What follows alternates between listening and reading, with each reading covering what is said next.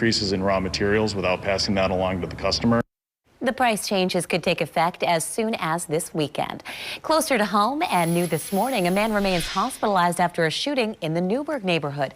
It happened just hours ago. That man was dropped off to the hospital around 1 this morning with what are said to be non-life-threatening injuries. Police are telling us that shooting appears to have taken place on Poplar Level Road at Rangeland Road, and so far, Marvis, no arrests. Republican state lawmakers say they're working to put more money in your pocket.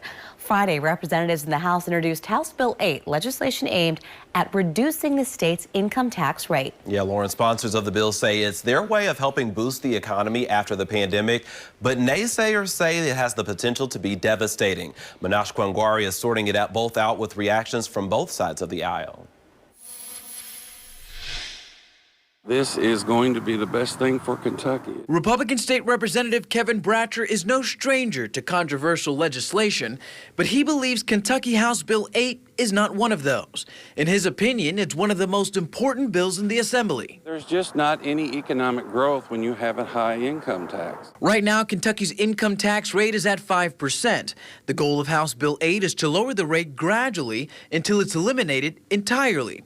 If the bill passes, the first rate reduction would come as early as next January to bring the income tax rate down to 4%. A move supporters of the bill say would put about $1 billion back into taxpayers' pockets. Whether you're rich, poor, or in the middle, you're going to see a benefit to this if you're a working person. And the more money you have in your pocket, the better off the state will be. For many I spoke to, there's no doubt this bill could be beneficial in the short term. But in the long term, one man I spoke to says it could be devastating. Reason being, businesses like this would have to pay for it. We would have to make huge sacrifices in other ways. If passed, nearly 18 different businesses like car rentals, Airbnbs, and Ubers would have a sales tax added to their services to make up for the loss of revenue. But Executive Director of Kentucky Center for Economic Policy, Jason Bailey, says those businesses are just the start. We're going to see public schools without teachers or without funding. We're going to see people lose their health care. Things like health departments that we've relied on so much in this pandemic are going to get slashed. I mean, there will be consequences. The bill has many steps to go through before being signed into law. But Bratcher says if state lawmakers have goals of improving the Commonwealth, it shouldn't be a long time. It's just a matter of getting it done and getting it done this session. Manash Kwangwari, WLKY News. The bill had its first reading in the State House this week. It has been assigned to the House Appropriations and Revenue Committee. Louisville Mayor Greg Fisher joined several community organizations Saturday in marking the 20th vaccine clinic held at the Americana Community Center. The center has played a key role in getting the city's immigrant and non-English speaking populations vaccinated. Translators at the site provided crucial information in 7 different languages, and their efforts, get this, helped administer 2,700 doses to more than 1,500 people. By providing interpreters, the Family Health Centers has broken down communication barriers. People can get the life-saving information they need in their native language again and trust. The mayor also recognized the efforts of the many community organizations and city departments that help make these LouVax sites possible, including the Kentucky Nurses Association, Family Health Centers, See Forward Ministries, and the Office of Globalization. 7:10 now, a quick check of the forecast.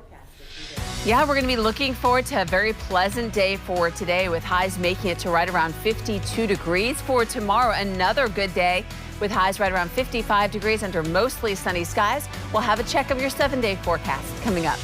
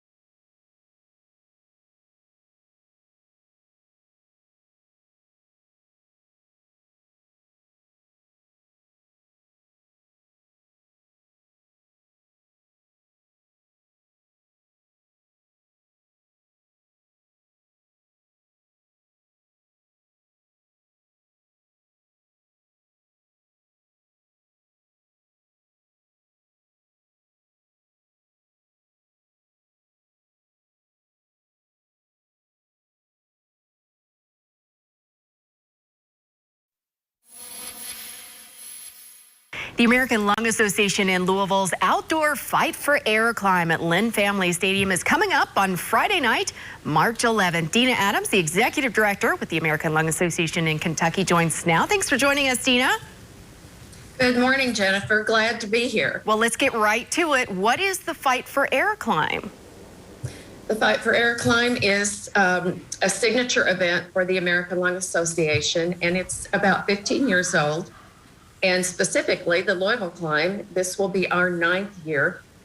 The climbs are held in 50 plus major cities across the United States, and they are a source of funding, important funding for research, education, and patient services that we provide to people with lung dysfunction and lung disease. And Dina, who may participate in the Fight for Air climb? The climb is for anyone. This year we've added an option. It's called a partial climb, but we have a full climb, which is all the way to the top of the stadium and around until they cross the finish line. The partial climb is just the lower part of the stadium. We have a triple climb for people who are elite athletes who really want a challenge. And then we also have a firefighter and emergency responder challenge. And those individuals go last. They're teams of firefighters or law enforcement.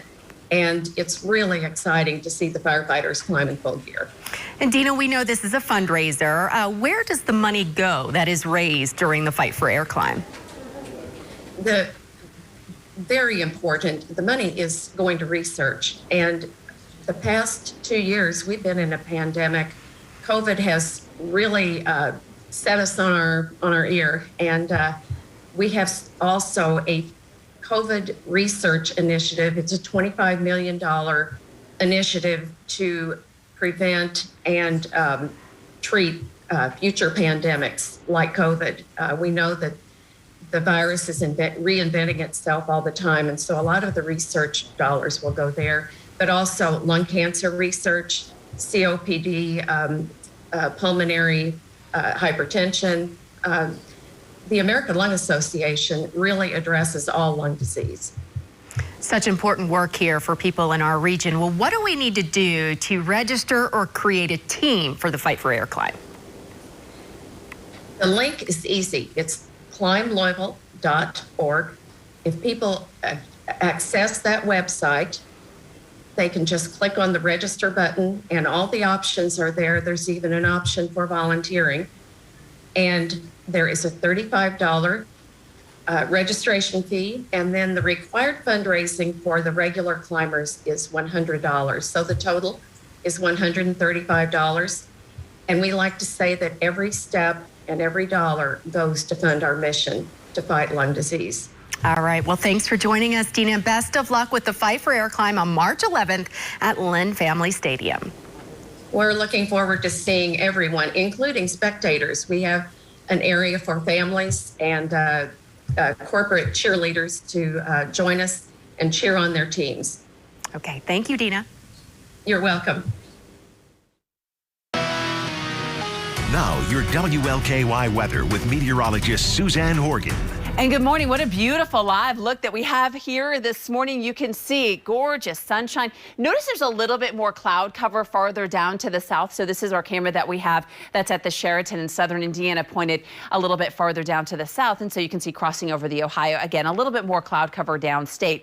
So we're going to be looking at seasonable temperatures for today with highs in the lower 50s. We're looking at tranquil weather for this week with temperatures in the 50s and 60s. Very limited rain opportunities. I know many of us were kind of waterlogged for the month of February, so we are expecting to see quieter and drier weather for much of this week, especially during the work week.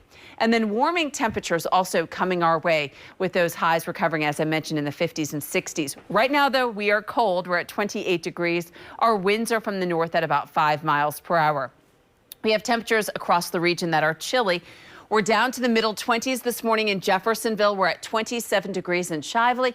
We're in the upper 20s right now in Jeffersontown. For our friends in Fern Creek, we're coming in at 28 degrees. As I mentioned, a little bit more in the way of cloud cover for some of our southern communities. That means your temperatures are running just a touch warmer. Notice we're in the middle 30s in Adair County, lower 30s in Greene County, and about 34 degrees in Munfordville. You compare that to temperatures in the 20s across many of our southern Indiana communities. As far as wind chill is concerned, not a huge problem for us this morning, but certainly making it feel a little bit colder, at least in some areas. Breaking down your forecast for today at 11 o'clock, we'll be at 40 degrees, 47 degrees at 1 o'clock, lower 50s at 3 o'clock, and 50 degrees at 5 o'clock. Now tomorrow, another nice day as we're sending the kids back to school, maybe many of us heading back to work. We're looking at 31 degrees at 6 a.m., 38 degrees at 10 a.m., mid 40s at noon, mid 50s at 4, and 46 degrees at 8 o'clock. Throughout the day today, again, we'll see those skies clearing out for our southern communities. Across southern Indiana, many of us are clear at this point. As we take a look at that forecast for today, highs recover to 52 degrees. Overnight lows still chilly down into the upper 20s and lower 30s. Then for tomorrow, highs make it to about 55 degrees. And then taking a look at your 7-day forecast, lower 60s expected as we head into your Tuesday. Highs should be able to make it to about 65 degrees on Wednesday. We'll look for highs in the lower 60s for Thursday and Friday. All right, thank you, Suzanne. Before we head to break, Tuesday's Mega Millions jackpot stands at $102 million, and Monday's Powerball jackpot is up to $65 million.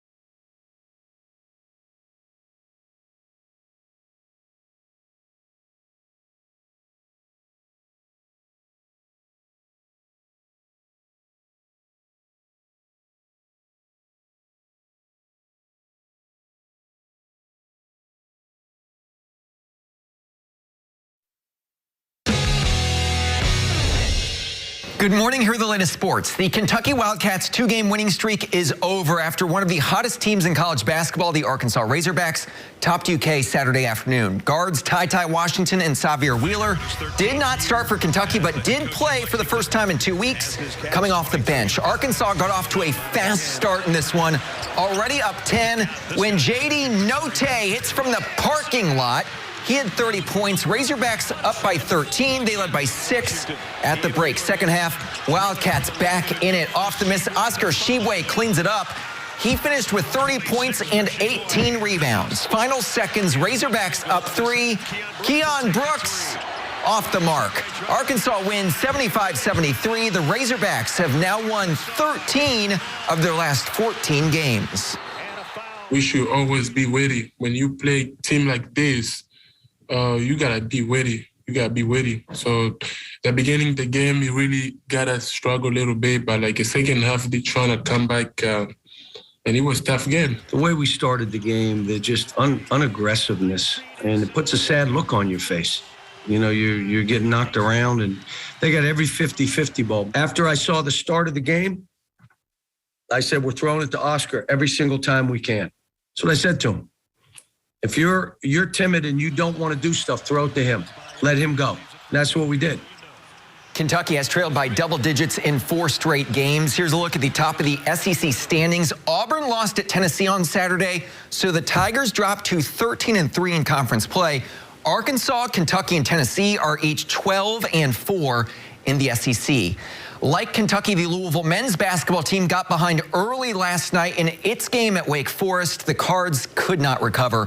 First half, Wake Forest, Davian Williamson hits a 3, and that wraps up a 17-0 run for the Demon Deacons. Later in the half, Cardinals still trailing. Sidney Curry doing his best to get the team back in it. The rebound and the dunk. He had a career-high 28 points. Wake, though, just cruises for the most part. Second half, Davian Williamson with the and 1. Demon Deacons take it 99-77. Really frustrated that we don't start the game the right way. Wake Forest had a lot to play for, given that they lost to Clemson, and we dug ourselves a huge hole. It was tough to get back out of that hole, but we did find 5 guys who competed and had a really good rhythm, and I should have started those guys in the second half. I wanted to give the guys who didn't necessarily, play great to start the game. I wanted to give them a chance to get into the game, because I knew that we couldn't just play 5 guys the entire game.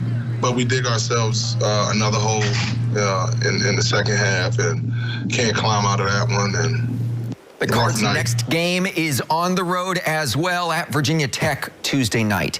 Bellarmine wrapping up its regular season playing at EKU. First half, Garrett Tipton ends a 9-0 run by the Colonels after knocking down this triple. Tipton had a team-high 14 points off the bench. Later in the half, EKU extends its lead. Jamaru Brown hits from downtown. He finished with 22. Colonels led by 17 at the break. They go on to beat Bellarmine 72-58. The Knights' next game will be on March 3rd in the A-Sun Tournament quarterfinals. They'll host either Florida Gulf Coast or North Alabama. Western Kentucky without a couple starters at rival Middle Tennessee.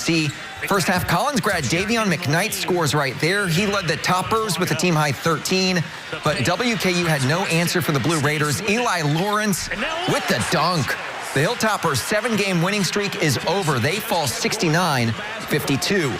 Murray State on the road at Southeast Missouri State. Racers trailed by as much as 13. Final minute, we're tied when Justice Hill gives the Racers a 3-point lead after knocking down that triple.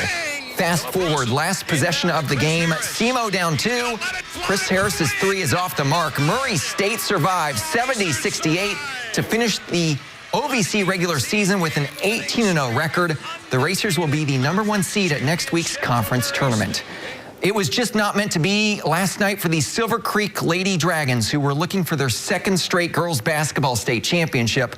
Our Dominique Yates was up in Indy with more on last night's 3A title game. From heartbreak to happiness. 1 year after losing to Silver Creek on this court in the Class 3A state championship, South Bend, Washington comes back and scores the highest total points ever recorded in a 3A state final, and they beat Silver Creek by 58 points. Silver Creek taking the court, and they were hit with some adversity early in the first quarter. Emmy Rooney, one of the best 3-point shooters on the team, while trying to get a rebound, suffers a knee injury. She would not return to the game.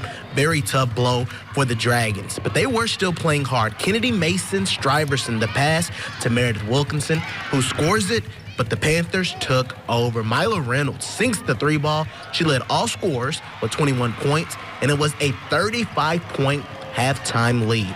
It It was also a very impressive performance from a freshman, Kyra Reynolds. She had 17 points in a record, 24 rebounds. She had one more rebound than Silver Creek's team as a whole. And South Bend, Washington, way too much in this one. They win it by a final score of 93-35. We've been written off the whole year. The whole year been written off. They want to put other people as the favorites, and they want to talk about it. But these girls kept being resilient, and they kept just knocking teams off. 26 of them. 26 of them. School history. That's the most wins in school history, and I'm so super proud of them. I think that no matter what happens, we finish our whole entire high school career, our whole Silver Creek career out with a bang, and I still couldn't be proud of anybody. I think that I love these girls to the end, and no matter what that says, I will take them 10 out of 10 times. The 5 seniors for Silver Creek accomplished a lot. 2 state championships, winning a title, success that may never be duplicated. I'm Dominique Yates, WLKY Sports. Thanks, Dominique. Still an incredible season by the Silver Creek girls basketball team. I'm Andrew Chernoff, WLKY Sports. And good morning. Right now we have a beautiful start to the day. Temperatures are going to be able to top out into the 50s. Right now we're starting out in the 20s and 30s. A live look outside will show us nice dry skies so far this morning. We'll have a full look at your forecast coming up in our next half hour.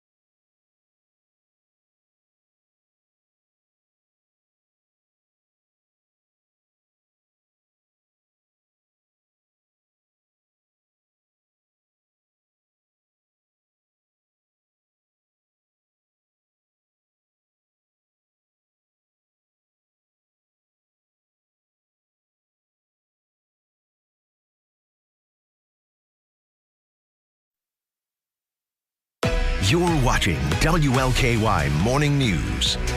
Welcome back, and thanks for starting your week right here with us. It's Sunday, February 27th. Big day in your household. Yes, my brother's birthday, 7:31. He's in Phoenix, so probably about, what, 5 or 4:30 there. So haven't texted him just Go yet. ahead, be the first to wish him happy birthday. Maybe he's watching online. Yeah, he's asleep. He's definitely sleeping in. Let's get a check of the forecast that maybe will wake you up this morning. Yeah, you step outside. It's very refreshing out there this morning. We are looking at temperatures that are chilly, but highs that should be able to recover actually near normal. Yesterday we only topped out at 41 degrees. It was very chilly. Now we're going to be talking about temperatures for today that will be able to make it into the lower 50s. We are chilly right now at 28 degrees. Our winds are from the north right now at about 5 miles per hour. That does make it feel a little bit colder. It feels like 23 degrees. You're seeing lots of moisture farther down to the south. And because of some of that moisture that's moving throughout areas of Tennessee, as well as certainly the Gulf Coast states, we do have a bit more in the way of cloud cover for some of our southern communities. That being said, high pressure will kind of whisk away some of that cloud cover that we're seeing right now. And I think most of us will be able to tap into a fair bit of sunshine, especially for this afternoon. At noon, we'll be at 44 degrees, upper 40s at 2 o'clock, lower 50s at 4 o'clock, upper 40s at 6 o'clock, and right around 43 degrees at 8 o'clock. Overall, over the next couple of days, you're going to notice temperature-wise will be at 52 degrees for your Sunday, mid-50s on Monday, lower 60s on Tuesday. We'll have another check of your 7-day forecast coming up, but right now let's send it back over to Marvis and Lauren. Suzanne, thank you so much. Kentucky House Republicans say they have a plan to put more money in your pocket. This week, they introduced House Bill 6. It's legislation that's aimed at reducing the state's income tax. Right now, Kentucky's income tax rate is about 5%. The goal of the bill will be to get it down to 0. Supporters say it's the only way to keep the state competitive. This will be a game changer. This will rise us up to the middle of the pack, or maybe we need to be able to compete with Florida, Tennessee, and Texas. Those are the states that are booming right now, and we want Kentucky to boom. And I'm very excited about this. This is a game changer for Kentucky. The bill had its first reading in the House last week, and it's now been assigned to the Appropriations and Revenue Committee. Louisville Mayor Greg Fisher and several community organizations gathered Saturday to mark the 20th vaccine clinic held at the Americana World Community Center. And that center, Marvis, it has been key to administering vaccines and crucial information related to the pandemic and to the city's immigrant and non-English speaking populations. WLKY's Drew Gardner brings us more. It's been nearly 2 years since the first positive COVID-19 case was confirmed in Louisville. I think it's fair to say it's one of the biggest challenges that we've faced together as a city in a very long time. Last year, the arrival of the vaccine brought a crucial tool to combating the virus, and the Americana World Community Center played a critical role in administering it. When vaccine supply ramped up last spring, Americana was the first community site that opened. And today, amazingly, marks the 20th trip to Americana to administer COVID-19 vaccines since April of last year. 20 times. The site has administered 2,700 doses of the vaccine to more than 1,500 people, many of them members of the city's immigrant population. With the help of the Office of Globalization, interpreters have been on hand each time, providing critical information on the vaccine in 7 different languages. By providing interpreters, the Family Health Centers has broken down communication barriers. People can get the life-saving information they need in their native language again and trust. See Forward Ministries was one of the many partnering organizations that helped make the clinics possible. When you are hearing the information in your own language and you have a translator by your side, that gives you another level of comfort that you need, which leads into believing in what's happening. The mayor also thanked the Kentucky Nurses Association for helping to staff the many LUVAC sites across the city. I'd like to say thank you to the volunteers who kept showing up, the ones who came back time and time again after work, on Saturdays and on Sundays. Drew Gardner, WLKY News. According to the Department of Public Health and Wellness, 115 volunteers worked, get this, 382 shifts and logged 2,100 hours during those 20 clinics held at the Americana World Community Center. It's 7:36 this morning. 2 local organizations are teaming up to give kids a behind-the-scenes look at the Louisville Zoo. Game Changers kicked off a new program Saturday to further the education of the future healers. It's called the Future Healers Got Zoo Buddies program. The program allows the students to experience the zoo in a unique way, teaming up with staff members and learning the ins and outs of the zoo, as well as about the importance of animal conservation. I want people to be as engaged with wildlife and as excited by animals as the team here. And I think what's key about it, and this was so exciting about Chris's program, is he starts with people who are young. And I think that's the key to getting people interested and wanting to help save the planet. The students will also get to dive more into particular different animals, learning about their diets and environments. Well, celebrating Black Louisville, the Walnut Street Review was held Saturday night at the Kentucky Center for African American Heritage. The annual event featured music from artists who frequented Walnut Street, including Sam Cooke and Ella Fitzgerald. Walnut Street was at its height, the heart and soul of Black Louisville, and as Black History Month draws to a close, organizers say it is a fitting way to honor artists and icons of years past. And as you can see there, our Stefan Dingle emceed the special event. And the 43rd annual YMCA Black Achievers Awards was held Saturday at the Gold House. The night was all about celebrating and honoring the accomplishments of the graduating seniors. This year's theme was Every Dream Has a Beginning. The young lady who was named the Youth Achiever of the Year said winning this moment was absolutely unreal. I'm so honored they chose me. It doesn't feel real. It hasn't hit me yet, but I'm so glad to get to spend this moment with the adult Black achievers and the youth fellow achievers I'm achieving with, so I'm really excited. Black Achievers is housed in the YMCA on Chestnut Street. Our Carrie Grace, you see our pretty girl there, she helped MC the award ceremony. Congratulations to all involved.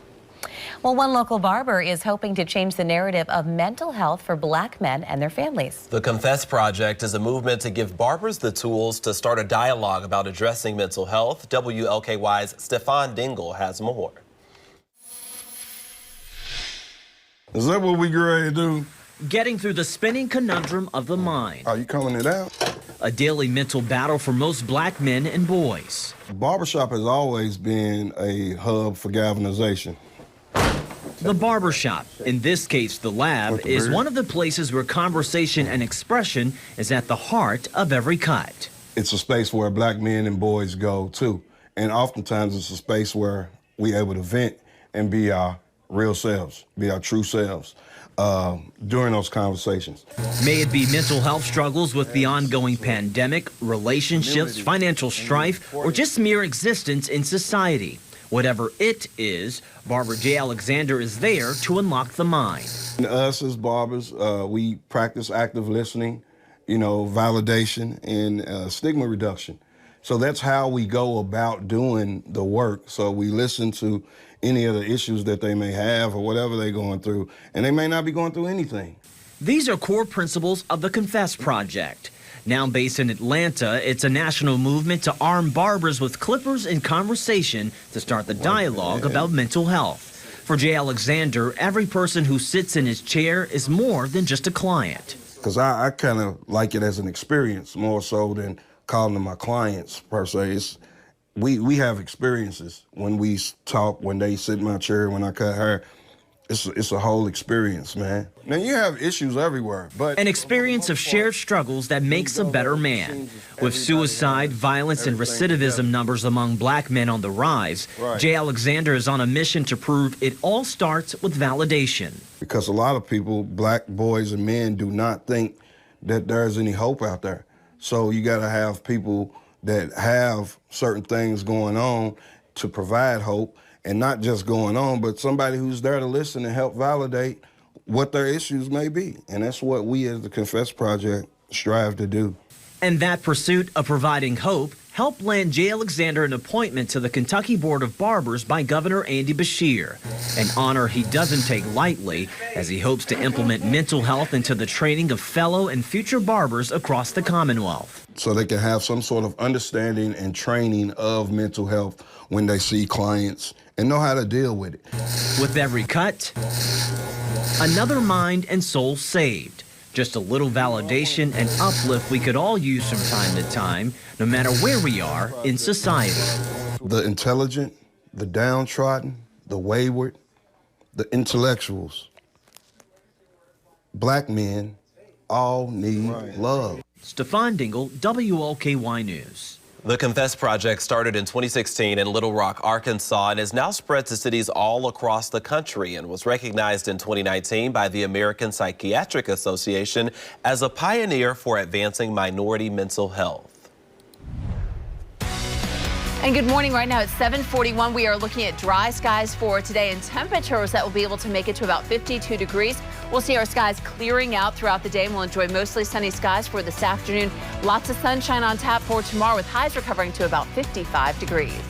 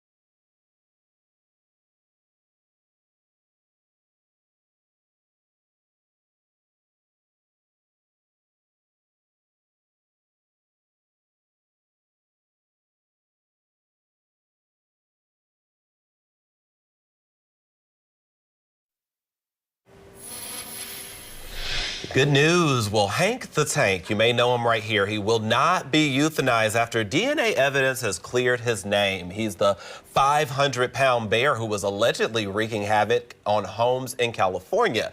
So here's how he was cleared. There was a recent bear break-in, and someone thought to do a DNA test on the property in the house. It turns out the DNA belonged to a female bear who was on file with the California Department of Wildlife. And that led the Department of Fish and Wildlife to look into other bear break-ins Hank had been accused of. They discovered DNA evidence of 3 other bears. So Hank has been vindicated. Oh my gosh, I love it. I think it's, maybe good news, but also maybe concerning news for people that there's also 3 other bears to be on the lookout for, because they definitely call Hank the Tank that for a reason. That's a huge bear. No burglar alarm is going to protect you from a bear that wants to get into your house. And I was going to say, can you imagine seeing that like at your front door? You'd be like, all right, you can have the house. It's fine. Yeah. Or your ring doorbell, there's motion. What is that? Yeah, scary. Guys, beautiful live look outside. So this is the camera, the Trimark camera that we have over at the Lewis and Clark Bridge, and you can see that beautiful blue sky for you this morning. This is over a little bit closer to the Belvedere, and you can see the bridges here this morning, the Ohio, everything very quiet. We need to dry out a little bit, allow some of those creeks and streams maybe to come down a little bit, and obviously many of us are kind of waterlogged. We had quite a bit of rain over the past several weeks. Now we're talking about a stretch of relatively tranquil weather this week. We're also looking forward to seasonable temperatures and warming temperatures as we head into this upcoming work week. Right now we are chilly though. We're at 28 degrees with our winds from the north at about 5 miles per hour. That does make it feel like we're in the lower 20s. Temperatures across the region, mid-20s in Jeffersonville here this morning, 27 degrees in Shively, 25 degrees in Middletown, and 27 degrees in Fern Creek. Taking a look at our temps across the region, you can see we're running a a little on the chilly side, certainly, and especially in southern Indiana, where your skies have been clear. Slightly warmer, if you will, across some of our southern communities, and that's because you have a touch more in the way of cloud cover. Right now we're at 27 degrees in LaGrange, mid-20s in Henry County. Carrollton coming in at 23 degrees, and we're 26 degrees in Corden.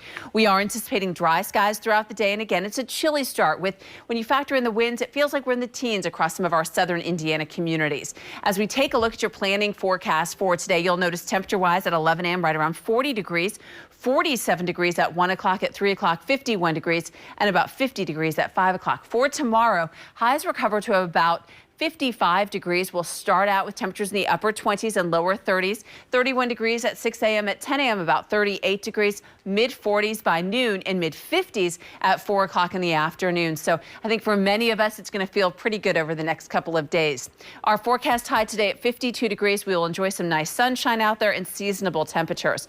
Overnight dropping down to about 29 degrees. And then for tomorrow, highs recover to about 55 degrees under mostly sunny skies. Here's a look at your 7-day forecast. We're in the 60s on Tuesday and Wednesday. Thursday coming in at 60 and 62 degrees on Friday. At this point, it looks like our next best chance of rain may come our way for Saturday. All right, thank you, Suzanne. Well, the CDC is updating its advice on COVID vaccines. The agency recommends some people wait up to 8 weeks between the first and second doses of Pfizer or Moderna. That's instead of the 3 or 4 weeks that was previously recommended. New research shows that the longer interval can provide more enduring protection against the virus. Scientists are taking a closer look at the risk of COVID-19 transmission when it comes to kids. Researchers looked at 15 adults and 15 children. They found the children released fewer respiratory droplets into the air than adults when breathing, speaking, or singing. The researchers suggest that their findings could be useful in managing the risk of COVID transmission in schools. An autoimmune compromised nurse in New Albany says he had options to weigh when it came to getting the COVID vaccine. As our Gladys Bautista explains, this tough decision led to an experience that he says he's grateful to have lived through. And it's just all day, every day. You just see a lot of near death, you know.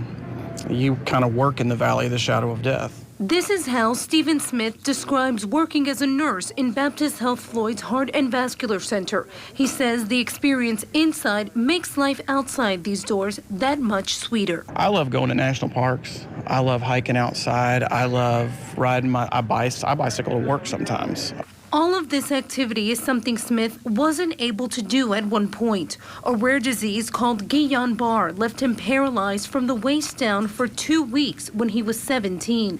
Last year, while weighing the COVID-19 vaccine, Smith was concerned when the FDA warned the Johnson & Johnson vaccine could increase the risk of the disease, although saying the risk was very low.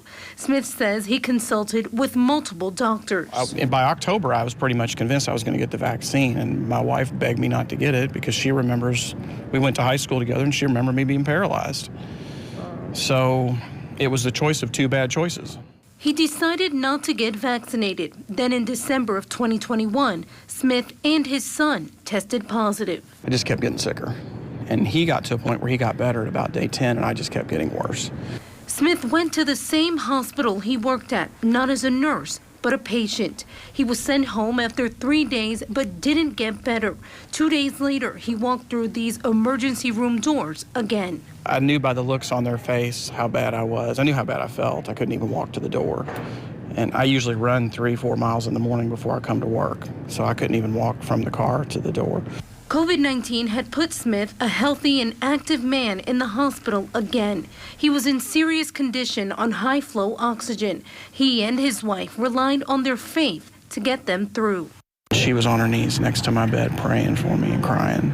And 6 days later, when Smith was finally able to leave the hospital, many of those who took care of him, some of which are his friends, lined this hallway to say a happy goodbye.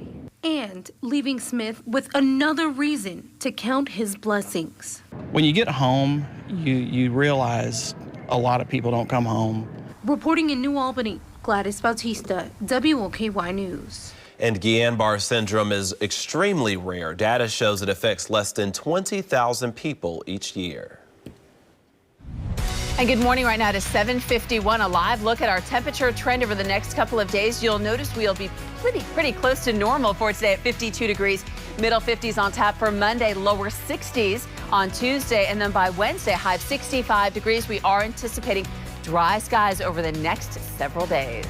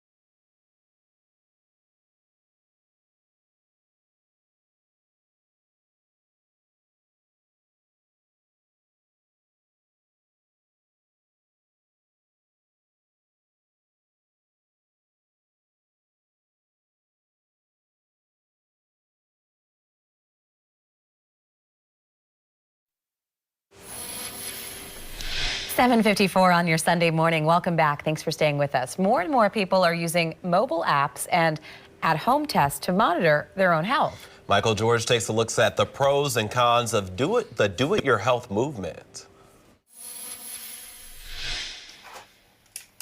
Tom Dean has been diabetic for 16 years. He also hosts a Twitter community where diabetic patients share their experiences. For them, constantly keeping track of their blood sugar and insulin can be a matter of life and death. It's when you have to start writing everything down for yourself, with everyone's busy schedules, it becomes unmanageable at a point. But now, Tom has help.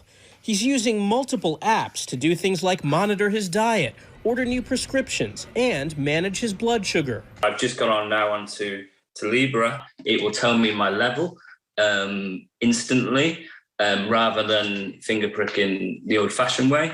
There are now thousands of health apps and at-home tests people are using to monitor their health, for everything from asthma to weight loss to sleep apnea. A Carnegie Mellon University study finds diabetes patients who use apps have better health outcomes, fewer hospital visits, and lower medical costs. Dr. Natasha Bouillon is Regional Medical Director for One Medical. She says with medical personnel strained treating COVID patients, these apps allow doctors and nurses to monitor their patients' health without an office visit. I really love when patients are engaged in their health and they're empowered by seeing their own health information. But there is a downside. Patients can be overwhelmed with all this information. The information should really be just interpreted in the context of a trusted primary care provider. For a lot of patients getting inundated with this information, they sometimes don't know what to do. Tom's app automatically shares his blood sugar levels with his nurse. I think it's amazing because it's doing everything kind of for you, making managing his chronic illness just a little bit easier. Michael George, CBS News, New York. All right, spring is near, and Louisville natives, you know what that means. It's time for ice cream. Popular ice cream shops Dairy Castle and Dairy Dell are set to reopen next week. That's according to their Facebook pages. And here in the newsroom, a lot of us have been checking. Dairy Castle will reopen Tuesday, March 5th. First, Dairy Dell has not announced its official opening date, but the plan is to reopen the first week of March. Both shops are also hiring for seasonal positions. And Suzanne, there will be a warm up, maybe a good day to get ice cream later in the week. Yeah, temperatures for today will be in the lower 50s. That's normal for this time of year. Obviously, we're off to kind of a chilly start. That's typical. Right now, we're at 23 degrees in Floyd County as well as in Clark County, 26 degrees in LaGrange, and 26 degrees in Henry County. We're in the mid-20s in the capital city. Taking a look at your forecast, if you're heading out for brunch today at 9 a.m., right around 32 degrees, 40 degrees at 11, and 47 degrees at 1.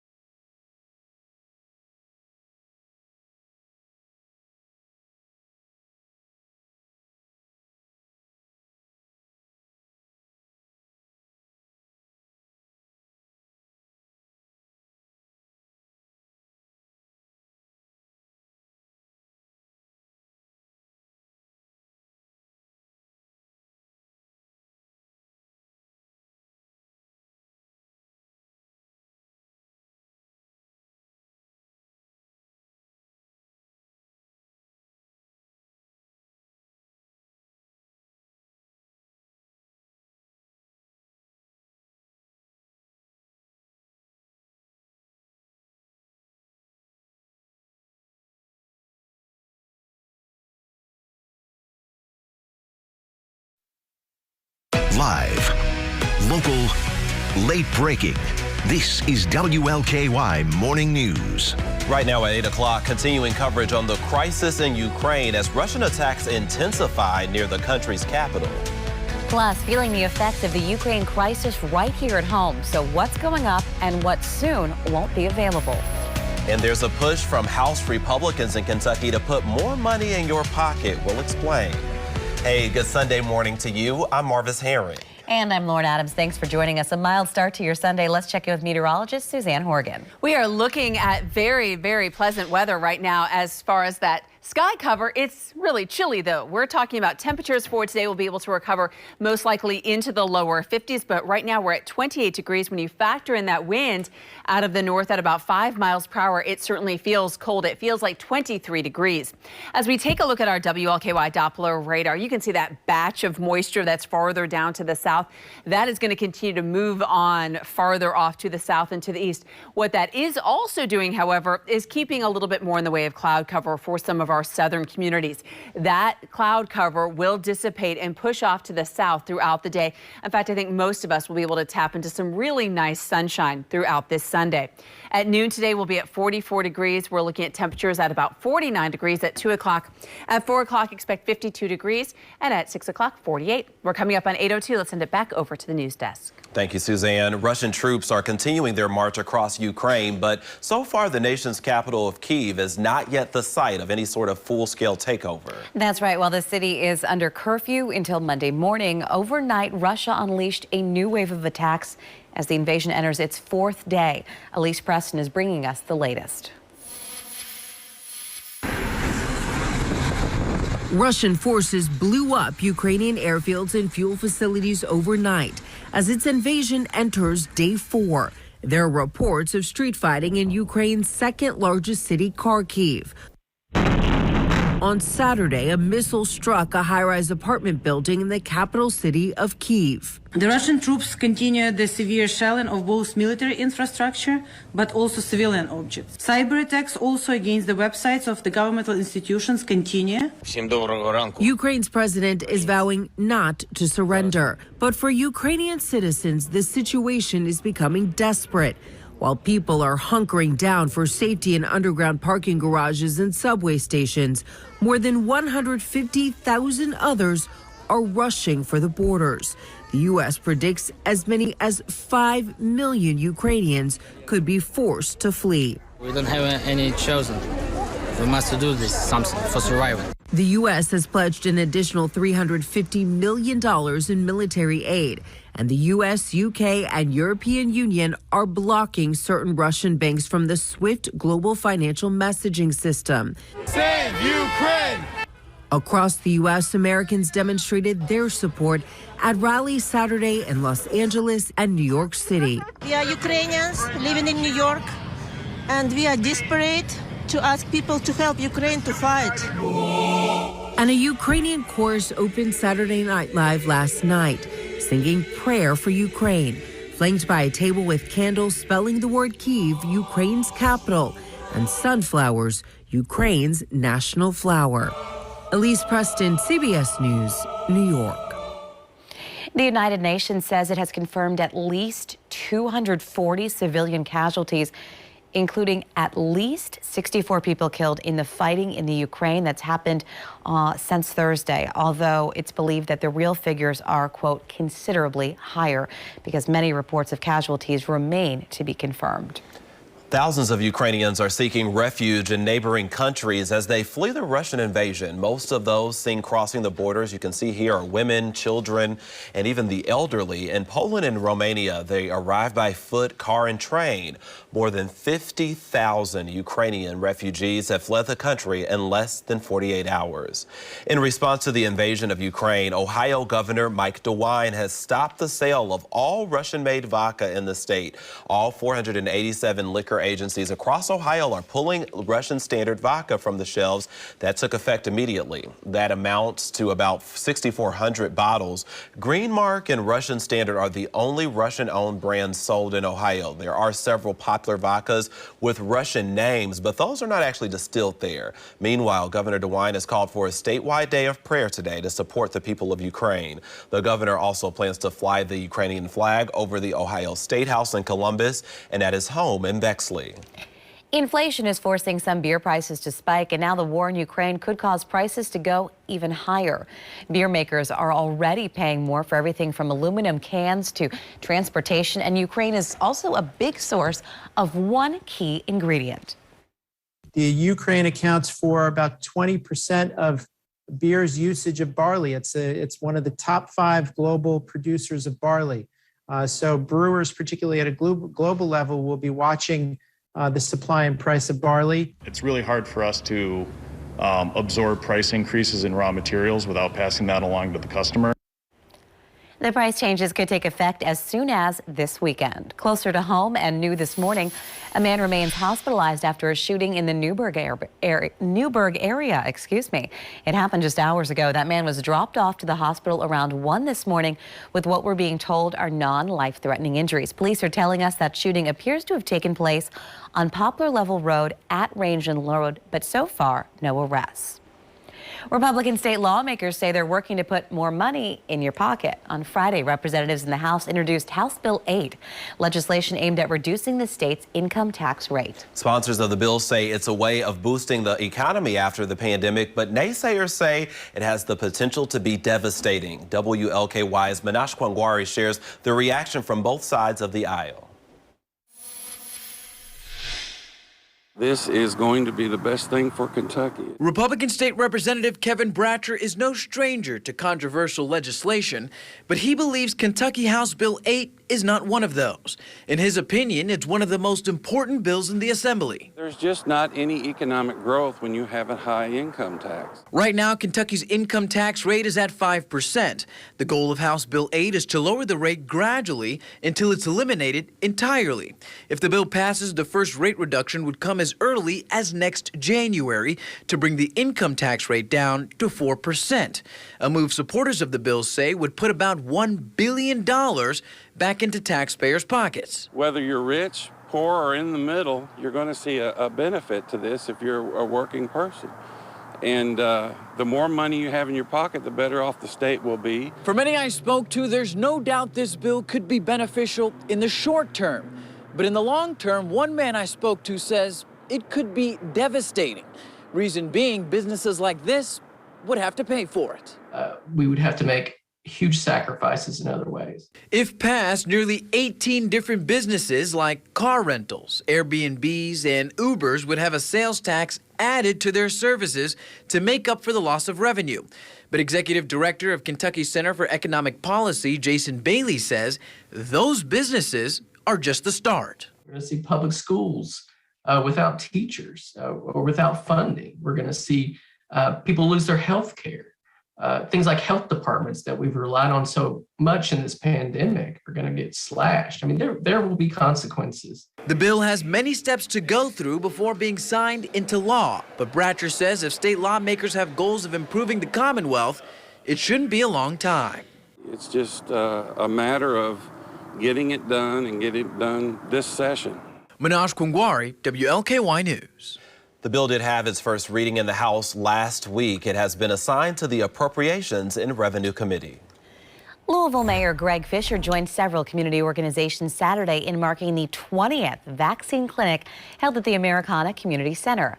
The center has played a key role in getting the city's immigrant and non-English speaking populations vaccinated. Translators at the site provided crucial information in 7 different languages. Their efforts helped administer 2,700 doses to more than 1,500 people.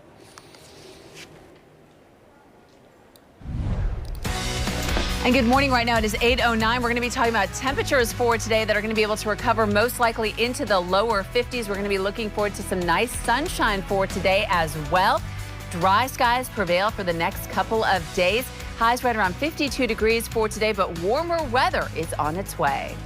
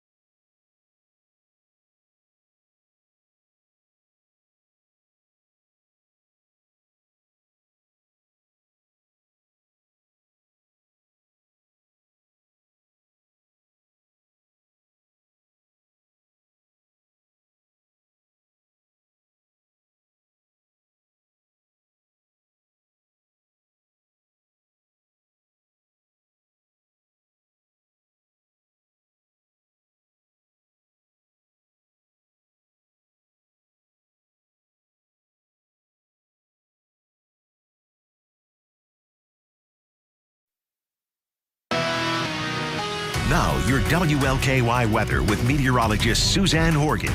And good morning. Right now it is 12 past 8. Beautiful live look outside. This is our camera that we have from Trimark at the Lewis and Clark Bridge. You can see looking good there. Taking a look at 64 in the Ohio River. Just a great start to the day. Some nice sunshine will greet you. Here's what we're talking about for your weather headline. Seasonable Sunday temperatures. Highs recover into the lower 50s. We're going to experience tranquil weather this week. I know many of us would like to have a little break from maybe that more active weather with all of the pouring rain. We are now expecting dry skies for the next several days. We're also looking at warming temperatures with a couple of 60s on tap. Right now with a live look outside from our KFC Yum Center camera, you can see a beautiful shot here. We're cold. We're at 30 degrees. Winds right now in the metro have now turned calm.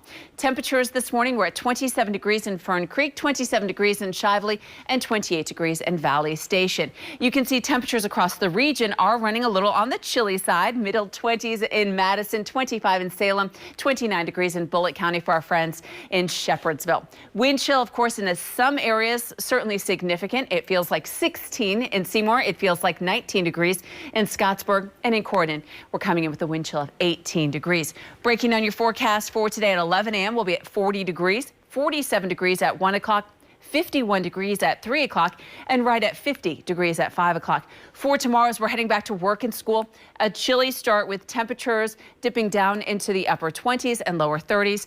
By 10 a.m., we'll be at 38 degrees, mid-40s at noon, mid-50s by 4 o'clock, and 46 degrees as we head into the 8 o'clock hour. Skies this morning across some of our southernmost communities are showing a little bit of cloud cover. That cloud cover will push off to the south, and in its wake, we are looking forward to very, very quiet conditions. Notice we'll tap into some beautiful sunshine for today. Tonight, we'll have clear skies.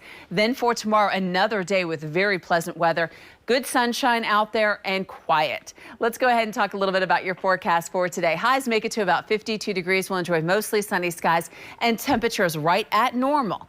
As we head into tonight, we'll drop down to 29 degrees under mostly clear skies. And then tomorrow, highs recover into the middle 50s. Mostly sunny skies are expected once again, and highs at 55 degrees for your Monday. We'll be at 62 degrees on Tuesday, middle 60s on Wednesday. Back over to Marvis and Lauren. I'm liking the looks of that forecast. Thank you, Suzanne. Well, President Biden will deliver his first State of the Union speech Tuesday night. And our Christopher Salas is live in our Washington bureau with why it will be historic in more ways than one. Good morning to you, Christopher. Lauren, Marvis, good morning. It will be the first State of the Union address in U.S. history where two women are seated behind the president. And as for President Joe Biden himself, it will be a chance for him to set his agenda heading now into his second year in office. From a ground war in Europe to political polarization, a waning pandemic, and decades-high inflation, Pulitzer Prize-winning presidential historian Joseph Ellis says few presidents heading into their first State of the Union address have faced as many challenges as President Joe Biden. I've made a living trying to claim that crises create leadership. Okay, and that's the test that Biden will have to pass. Ellis says amid those challenges, the annual address will give the president the opportunity to deliver his message. There's an opportunity for him to perform. The person who did this most effectively, two presidents who did this most effectively are Lincoln and Franklin Roosevelt. The State of the Union is this Washington's biggest pomp and circumstance. It is a grand stage. Political experts say the president will use the stage to highlight campaign promises kept, such as the recent nomination of a black woman to the Supreme Court and passing an infrastructure law. But the president has also faced setbacks on his social spending plan and voting rights. Amid a sagging approval rating, political analysts say Tuesday's speech gives the president a chance for a turnaround. Talking about something like international war and peace, which is something that Biden spent decades on back as a U.S. senator, and it's one of the reasons that Obama picked him to be vice president with his expertise, is an excellent opportunity for him to show that he is not just elected president, he is the commander-in-chief. Iowa Governor Kim Reynolds will give the GOP's response following Tuesday night's address, and Michigan Representative Rashida Tlaib will give the progressive response for the family or the Working Families Party. Marvis, Lauren, back to you. Sure, a lot of people looking forward to what the president has to say. Thank you so much. Christopher Salas reporting live in Washington for us this morning. The State of the Union is set for Tuesday night. Meantime, one person is dead, 13 others injured after a shooting at a hookah lounge in Las Vegas. It happened early Saturday morning. Police say a fight broke out between two people attending a party at the lounge, and then someone fired shots. Police still this morning are unsure if it was one or two shooters who were involved, but they do believe this was an isolated incident with no current threat to the public. The suspects are currently outstanding, but I can assure you they will be caught. Our agency takes a lot of pride in the fact that our homicide section has the best solvability rate in the country. We do a very good job catching people that do these kind of things, and we will catch these suspects very quickly. 2 of the 13 people shot are currently in critical condition this morning. Before we head to break, you can take a look at where the lottery stands. Tuesday's Mega Millions jackpot stands at $102 million. Monday's Powerball jackpot is at $65 million.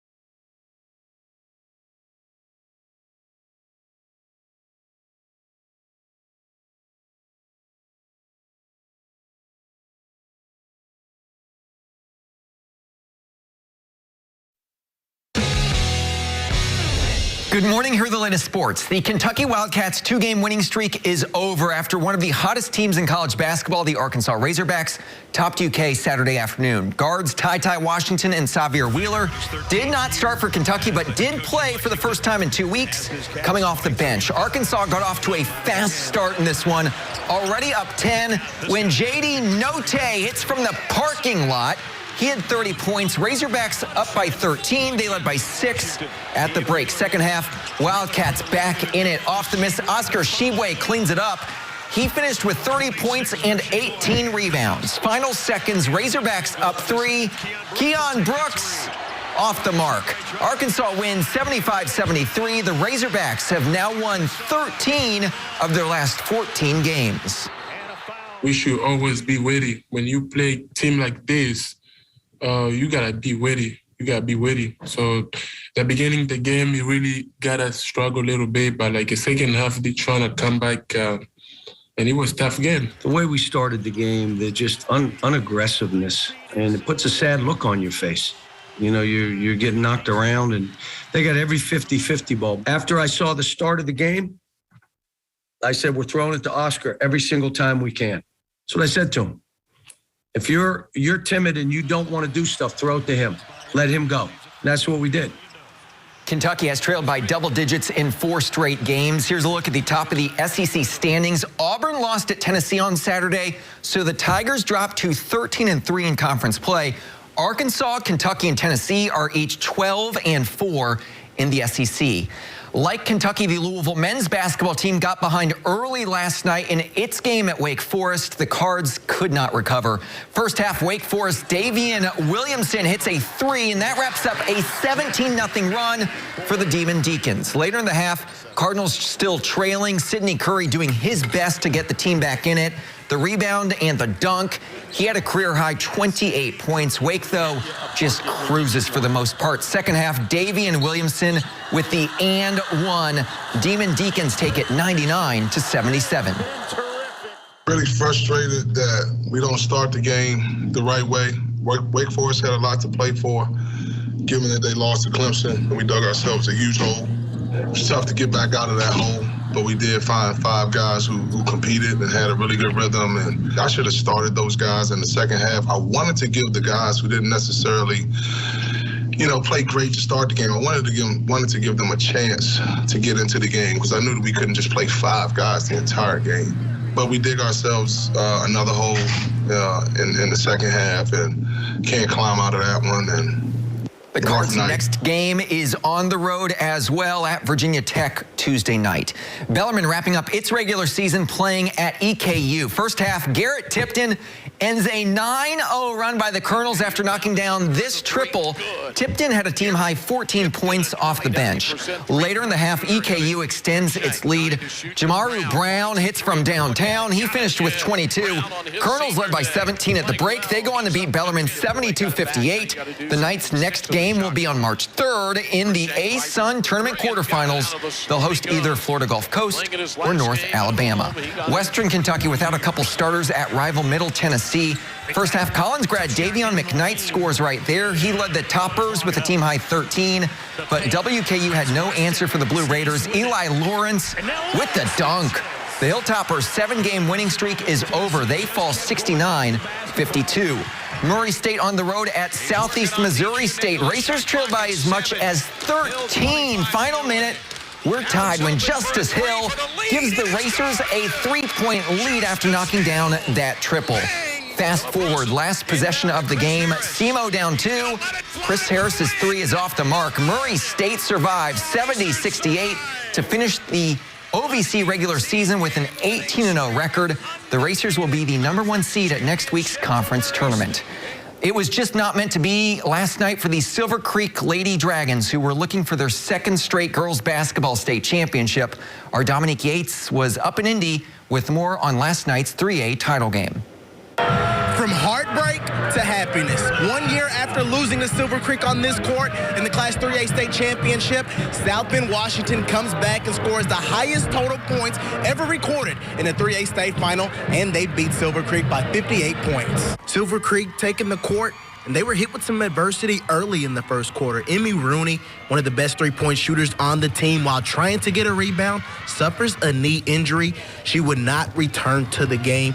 Very tough blow for the Dragons, but they were still playing hard. Kennedy Mason Stuyvesant the pass to Meredith Wilkinson, who scores it, but the Panthers took over. Mila Reynolds sinks the 3-ball. She led all scorers with 21 points, and it was a 35-point halftime lead. It was also a very impressive performance from a freshman, Kyra Reynolds. She had 17 points and a record 24 rebounds. She had one more rebound than Silver Creek's team as a whole. And South Bend, Washington, way too much in this one. They win it by a final score of 93-35. We've been written off the whole year. The whole year been written off. They want to put other people as the favorites, and they want to talk about it. But these girls kept being resilient, and they kept just knocking teams off. 26 of them.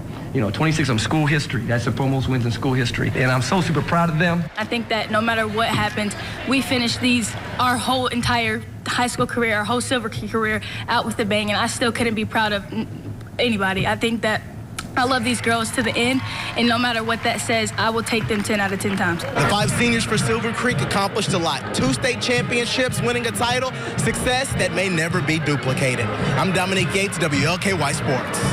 Thanks, Dominique. Still an incredible season by the Silver Creek girls basketball team. I'm Andrew Chernoff, WLKY Sports. And good morning. Right now we're coming up on 8:27. We're talking about temperatures for this morning that are chilly. We're at 27 degrees in Fern Creek as well as in Valley Station. We're coming in at 30 degrees in the downtown area. Temperatures for today will be able to recover into the lower 50s. And checking out your 7-day forecast, we're in the middle 50s on Monday. On Tuesday, temperatures warm to the lower 60s. We'll be in the middle 60s on your Wednesday.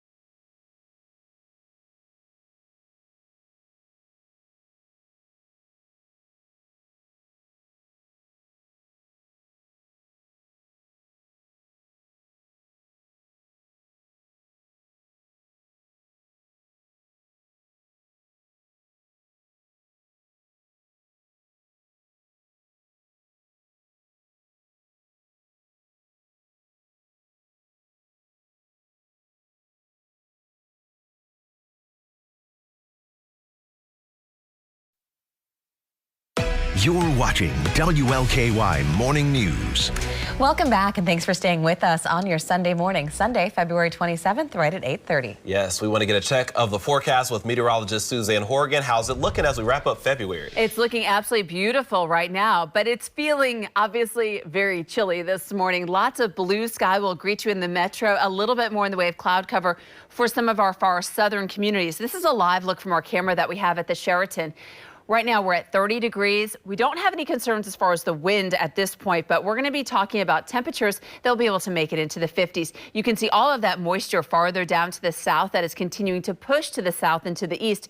And in its wake, we'll see our skies, even across our southern communities, continue to clear out. We are looking forward to lots of sunshine throughout the day and highs recovering into the 50s. Here's a breakdown of your forecast for today. At noon, right around 44 degrees, 49 degrees at 2 o'clock. We'll be in the lower 50s by 4, 48 degrees by 6 o'clock, and we'll be down into the lower 40s by 8 o'clock. We're looking forward to highs recovering into the lower 50s for today. We'll be in the middle 50s for tomorrow, and then we say hello to the 60s by Tuesday. Right now at 8:31, let's send it back over to Marvis and Lauren. Thank you, Suzanne. Kentucky House Republicans say they have a new plan to put more money in your pocket. Last week, they introduced House Bill 8 legislation that's aimed at reducing the state's income tax. Right now, Kentucky's income tax rate is 5%. They want to get that down to 0. Supporters say it is the only way to keep the state economically competitive. This will be a game changer. This will rise us up to the middle of the pack, or maybe we need to be able to compete with Florida, Tennessee, and Texas. Those are the states that are booming right now, and we want Kentucky to boom. And I'm very excited about this. This is a game changer for Kentucky. The bill had its first reading in the House last week. Has been assigned to the Appropriations and Revenue Committee. Just about 8:32 this morning, Louisville Mayor Greg Fisher and several community organizations gathered Saturday to mark the 20th vaccine clinic that was held at the Americana World Community Center. That center, Marvis, it has been key to administrating vaccines and crucial information related to the pandemic and to the city's immigrant and non-English speaking populations. WLKY's Drew Gardner gives us more. It's been nearly 2 years since the first positive COVID-19 case was confirmed in Louisville. I think it's fair to say it's one of the biggest challenges that we've faced together as a city in a very long time. Last year, the arrival of the vaccine brought a crucial tool to combating the virus, and the Americana World Community Center played a critical role in administering it. When vaccine supply ramped up last spring, Americana was the first community site that opened. And today, amazingly, marks the 20th trip to Americana to administer COVID-19 vaccines since April of last year. 20 times. The site has administered 2,700 doses of the vaccine to more than 1,500 people, many of them members of the city's immigrant population. With the help of the Office of Globalization, interpreters have been on hand each time, providing critical information on the vaccine in 7 different languages. By providing interpreters, the Family Health Centers has broken down communication barriers. People can get the life-saving information they need in their native language again and trust. See Forward Ministries was one of the many partnering organizations that helped make the clinics possible. When you are hearing the information in your own language and you have a translator by your side, that gives you another level of comfort that you need, which leads into believing in what's happening. The mayor also thanked the Kentucky Nurses Association for helping to staff the many LUVAC sites